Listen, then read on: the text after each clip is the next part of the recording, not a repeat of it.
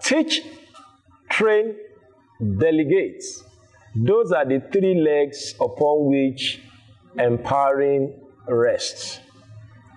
This is Leaders Arise, and my name is Demola Awoyele. I want to say thank you for joining me on today's broadcast. We've been looking at the empowering leader. The emphasis here is that leadership is about empowering people.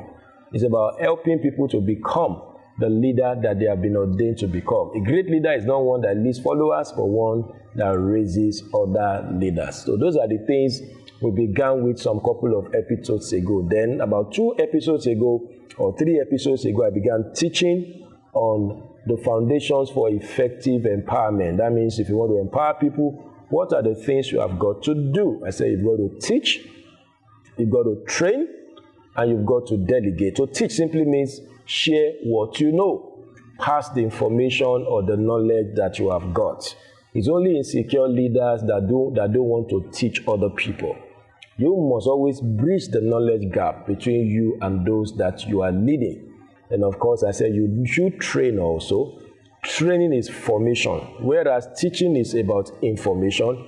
Training is about formation. It requires schedule, it requires timing, it requires discipline, it requires stretch.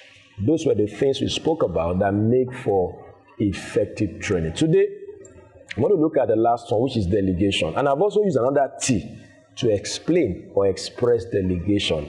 So whereas we say you should teach them, we say you should train them, you should also trust them.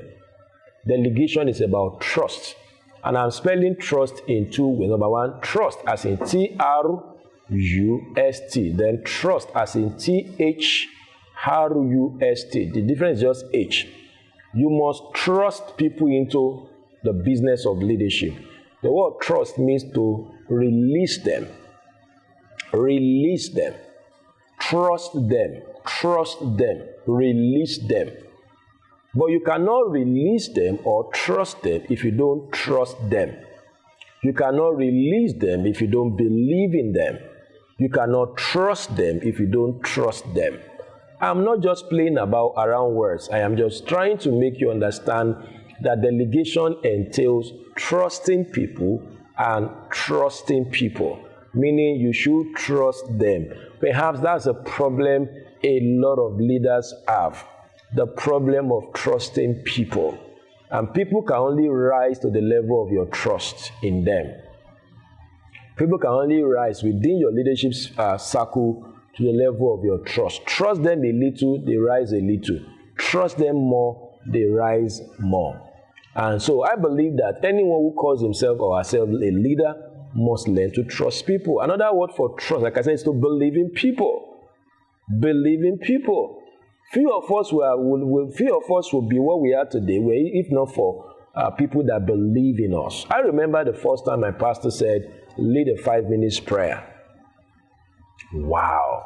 I've not even gained admission to the university. I was still maybe not a teenager, in my early 20s, maybe 21, or maybe less than 20. I can't remember. I know I was maybe in my SS3, or I just left secondary school. And this was an adult church with people who were old enough to be my parents, my father, my mother, and all of that.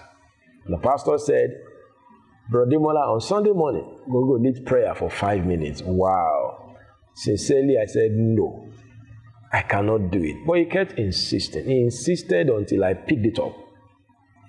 And here am I today, after over 20 years, or close to 20 years. Thank God for my pastor that trusted me. Leadership is about seeing the best in people.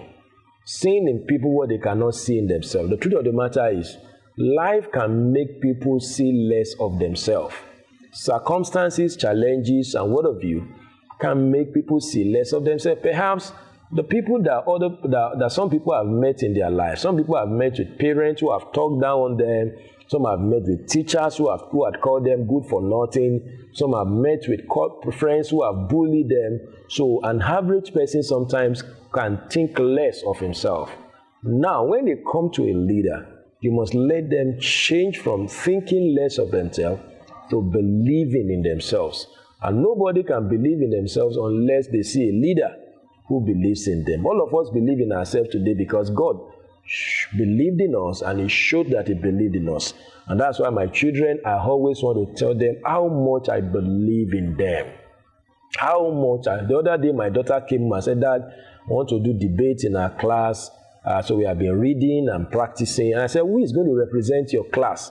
He said, they have not chosen anybody yet. I said, you are going to be the one. You know you can do it. And I began to pump courage into her. She's in primary 4, pumping encouragement, tell her you can do it. Even though she had not done something like that before, representing the whole class. But that's if they choose her. They may end up not choosing her, but I give her that one. You know, they can just ask anyone other that who can represent the class. Because I've pumped in courage to her, she can raise her hand and say, I will do it. Because a father, a leader, believes she can do it. The truth of the matter is, most people do not believe they can do stuff for the reasons I've mentioned earlier. But they need a leader who can tell them you can do it, who can show them they can do it, who can let them know that they can do it. And that begins with believing them. Believing in them. All right. Trusting them. Now, believing in them does not mean they won't make mistakes. In fact, one way to show that you believe in a leader, in your people, is that when they make mistakes, don't judge them by their mistakes. One thing I do my best to not do, for example, anytime my children come back, maybe from break, or they have done their test or exam, and they come with their scripts. All right. I'm looking forward to where they score 20 over 20, 60 over 60. But you know, there are a few places that they score 18 over 20, 15 over 20, 50 over 60. You know what I do? Some parents want to hammer those places where they score 15, 18. But I tell them, look at this area you scored 20. I focus on the areas where they did well. And the area where they don't do well, I don't blackmail them. I don't talk them down. I simply told them, oh, you tried in this area. I believe that by the next time you will do better. Because most of the time, the people you believe in, they are not perfect. They are going to fumble. They are going to make mistakes. The way you respond or react to their mistakes is also a show or a proof that you believe in them. Don't forget that. When people make mistakes, what do? Do you hammer them? Some people will go and bring sledgehammer and hammer them till they die. But a leader will say, okay, no problem. There is always another time. To begin again more intelligently. So helping them undo failure is one way to show that you trust in them. But making them feel that they are failures because they failed is another way to say that you don't trust them, you don't believe in them. So delegation begins with trusting people. Now, why should you trust people? You should trust people because you have spent your time to invest in them. Sometimes when you don't trust people, you're also saying that you have not done your job. If I cannot trust my children as they go to school, maybe boarding house or university, I can't trust them. It means that the 16 years, 14 years that they stayed under me, I have not done my job. So not trusting people is a reflection of how poorly I have mentored or I have led them. So when you are sure you have led people well, you have taught people well, the next thing to do is to trust them. If you don't trust them, you may want to check how much investment you have made in their life. And that also means that be committed to making investment in people because that will be the foundation for your trust in them. The number two reason why you are going to trust them is that people are more than what they project to be. The truth of the matter is there is more on our inside that we are showing on our outside. So a leader is one that is able to see untapped potentials, unseen realities in people, and out of that revelation, you are able to trust them. So you trust people because there are more on their inside than they are displaying or projecting on the outside. The third reason why you are going to trust people is that trusting people helps them to rise to their potential. It helps them to do better. People appreciate when you appreciate them. People do better when you trust them. I don't want to belabor this, but the truth of the matter is, if you don't trust people, you can never trust them. What do I mean? Stop waiting for another time to trust them. Stop waiting for when they do better. There is no way they can do better if you don't trust them. You trusting them, help them to do better. That can also help you to trust them more. The second leg of delegation is trust. Trust. Trust them means release them. You can't say you believe in somebody and you don't release them. I believe that you will score 3 goals for us in the World Cup, that you didn't allow him to play. So our belief is only as strong as our trusting or releasing people. I can't tell you I believe in you. I believe that you can jump, but I say don't jump, don't jump. Then I don't believe you can jump. Oh, I believe you can teach, you can do this, but I said don't teach, don't teach. That means I don't believe in you. Oh, I believe that you can carry this, but don't carry it. So when you trust people without trusting them, you are simply saying that you really do not trust them. So look for available opportunity to release people. I know that comes with some risk, but that is what leadership is about. It's about taking risk on people, because God took a risk on all of us to have brought us to where we are today. So armed with these two, for example, in Genesis 14, Abraham has been training his servant, 318 of them, and when the time came for them to go rescue, Abraham released them. He trusted them. And the Bible never recorded that any one of them was lost in the battle. They all came back complete, and they came back with results. So of what use is your training, is your trusting, if you don't trust people?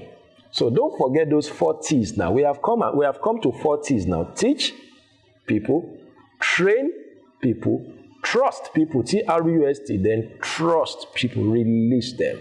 If you can do this, these 4 things or 4 T's, you will end up becoming an empowering leader. I hope this mini-series has been a blessing to you. Thank you for joining me on this final lap or leg of the teaching of the series. In case you have questions, comments, or feedback, I look forward to receiving them. Make sure you practice what you have learned. Share this video wherever it is you can share. Like our page if you have not. Subscribe to our channel if you are on YouTube. I look forward to another exciting and insightful moment with you on Leaders Arise. Go right there. Be an empowering leader. You will succeed. And bye for now.